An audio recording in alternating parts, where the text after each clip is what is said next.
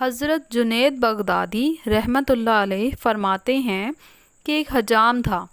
وہ اس وقت مکہ معظمہ میں کسی رئیس شخص کے بال بنا رہا تھا۔ میرے مالی حالات نہایت شکستہ تھے۔ میں نے حجام سے کہا، میں اجرت کے طور پر تمہیں ایک پیسہ بھی نہیں دے سکتا، بس تم اللہ کے لیے میرے بال بنا دو۔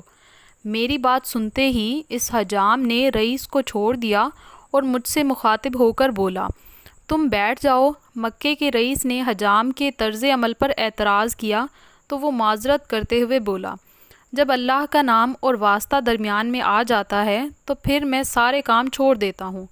حجام کا جواب سن کر مجھے بڑا تعجب ہوا اور پھر قریب آ کر اس نے میرے سر پر بوسہ دیا اور بال بنانے لگا۔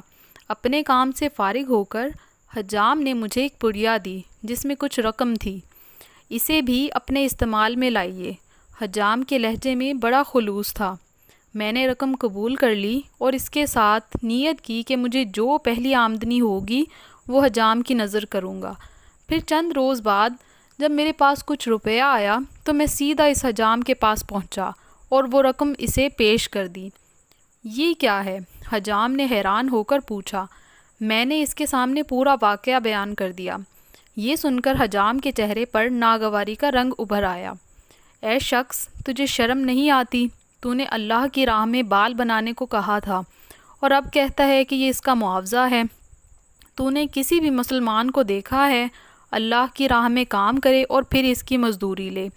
حضرت جنید بغدادی رحمۃ اللہ علیہ اکثر فرماتے تھے، میں نے اخلاص کا مفہوم اسی حجام سے سیکھا ہے۔